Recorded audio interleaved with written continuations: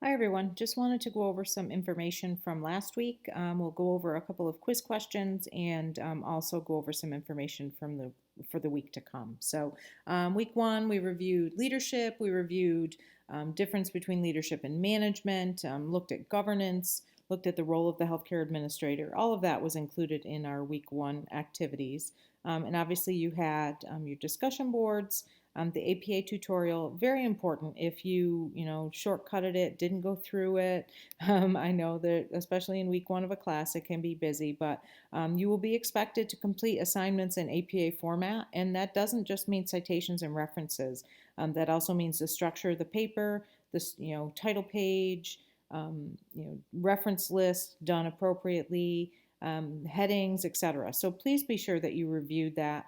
Also, if you go out to the APA website, you can find a sample paper of a student paper. So it's important to know what it looks like and make sure that yours replicates that as well. And we did have a paper due this week, so I will see how you did, and if you, I'll certainly make comments on that if you've gone astray. And then we also had our paper due this week and the quiz. So let's go over a couple of the quiz questions. Typically each week I will go through the top 3 or 4 quiz questions that folks got wrong. So that's what we'll do now. So first question, which is a guideline for healthcare leaders when being responsible to their organization as per the ACHE Code of Ethics? So all of these things here, ensuring safe workplace, process to evaluate quality, resource allocation, appropriate access to services, all important things for healthcare leaders to do. The key to this question, and this is why it's important to read closely, is being responsible to their organization. And when we're talking about that, as per the ACHE Code of Ethics, proper resource allocation is what we're looking at. So here is the ACHE Code of Ethics. This is right out of the textbook, and we're looking at to the organization proper resource allocation. Some of the other ones, workplace environment, that's responsible to the employees. What were the evaluating quality of care? That's to the patients. Access to service, is that even on here? Yeah, right here. To the community and society, provide access to services. So all of them were listed on here, but the key again was this being responsible to the organization, which here is in proper resource allocation. Next question, which is not a type of leader or follower that is needed to produce an interdependent leadership system? So the textbook talked about an interdependent leadership system, and specifically these top 3, strategic, operational, and network. So strategic leaders tend to work with both an internal and an external focus. They look at strategy, look at the internal and external environment, how they can push their organization forward from both of those sides. An operational leader is focused very much on the internal environment. What can they do to improve operations, to move forward, to become better and more effective as an organization? And then network is much more an external focus. So the outside, focused on the external environment, focused on networking with other organizations, other people, leaders in government, in public service, etc., so that your organization is set up to be structurally sound from the external world. So these 3 types of leaders work very much interdependently because you have the focus on the internal and the external environment. And there's a section in the text that talks about that. Transformational leaders don't fit into that system. Transformational leaders are the types of leaders that are very charismatic. They're very much about leading an organization to meet its vision, those types of things. They're really not operational. They don't have any of that piece. They lead very much from a 50,000-foot view. So it doesn't mean transformational leaders are bad. They are just not a part of the strategic operational network leadership grouping, which creates that interdependent leadership system. So transformational leaders, to me, the person that has always come across as being a very transformational leader was President Obama. He was very much, whether you agree with his politics or not, he was very charismatic. He was out there, pushing his agenda, etc. very much trying to transform specific things in this country. So very much a transformational leader. It doesn't mean that he was hands-on day to day doing a lot of these things. He was out there kind of preaching the message. And that's what transformational leaders often do. They will typically have a group of secondary leaders that fit within these three top items to fulfill the needs of the organization. Next question. Which of the following competencies is more leadership oriented than management oriented? So when you think about leadership versus management, leadership is pushing toward the vision, as opposed to management, which is management of people and processes. It's very much an internal operational focus. So leadership is typically not going to be involved in staffing, supervising services. Ultimately, they would be responsible for overseeing adherence to regulations, but they're not the specific ones that would be overseeing the adherence. You would have compliance people and whatnot involved in that. Whereas networking is really something that leaders tend to do. They will network with the external environment, network with those within the organization to make sure that you can push toward that vision, whatever the vision of your organization is. So networking, very much a leadership focus versus things like staffing and supervision, which are very much management focuses.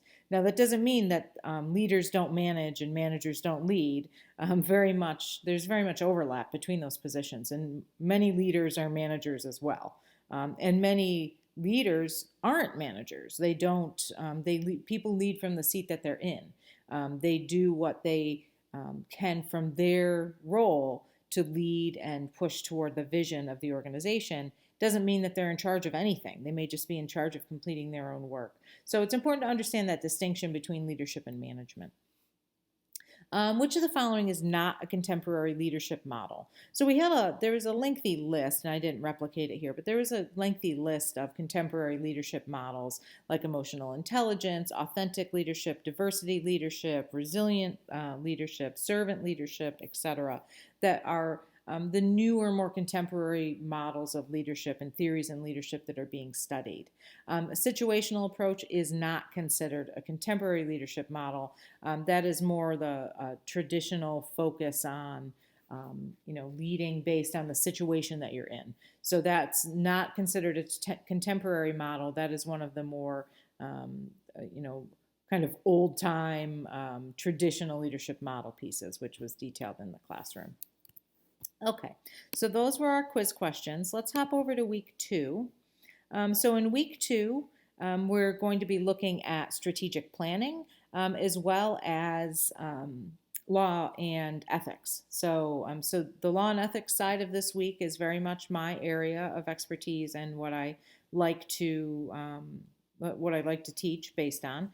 And I do teach our law and ethics class in the program, HSAM2400, as well as our health policy class, which is HSAM3600. So we're going to be focused on those things this week. You have one full chapter plus a bit from another chapter to read out of our textbook, the Buckbinder and Shanks textbook. We do have an intro to policy video to watch from a Harvard professor, good, interesting video. We also have some information about compliance and oversight of compliance, etc. A video about that. So our assignments this week, we have discussion. This will be just a regular written discussion board, not the Flipgrid.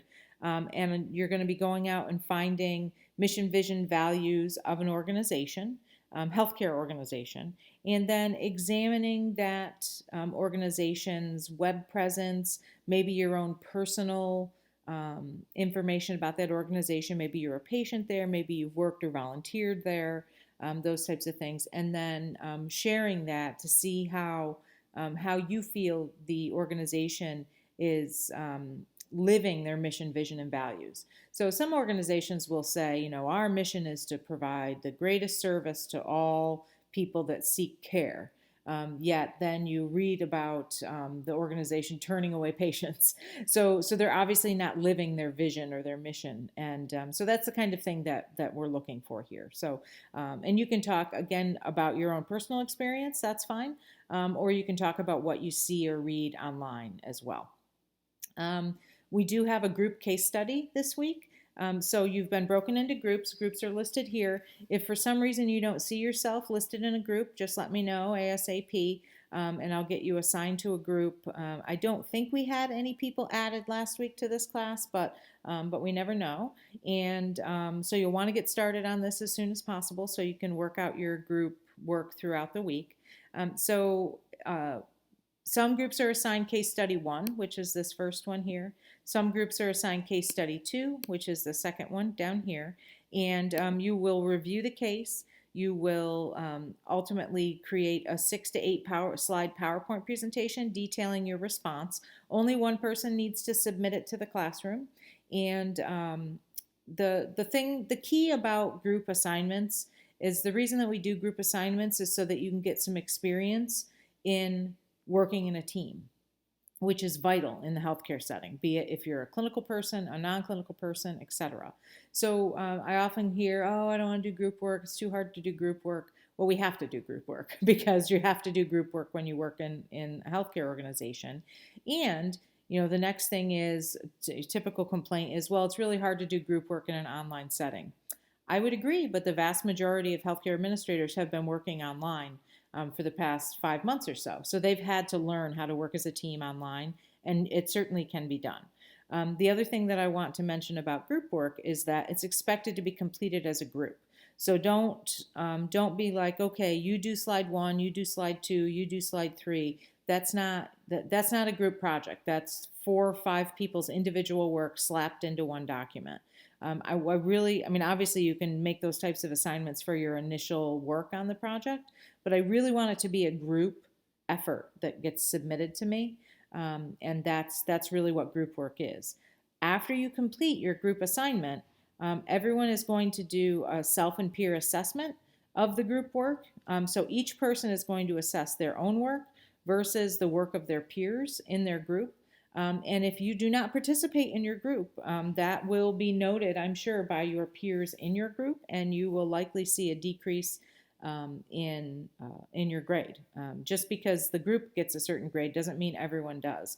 We really do look at who participated in the group project and how were they involved. Now, I don't just take one person's information and say, oh, okay, you get a 0 on this because one person said they didn't feel you were participating enough.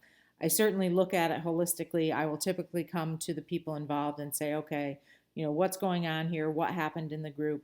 And so that we can fix it for the future, because there is another group project in this class, and there are group projects in every class in our program. So it's something that's important to be aware of and get used to. If you are on-campus students, feel free to meet together as long as you socially distance and you're doing it in a safe way. This doesn't have to be done virtually, but you certainly want to make sure that you're including everyone. So if you have someone in your group that is not on campus, make sure that they can hop in via Zoom or Google Hangout. Those are all free options for you to share information with each other in that way. And then obviously we have a quiz this week as well, and we have this Ed puzzle, which will be posted shortly. So that's all I've got. If you have any questions, please let me know. Otherwise, I will see you all in the classroom this week. Thanks.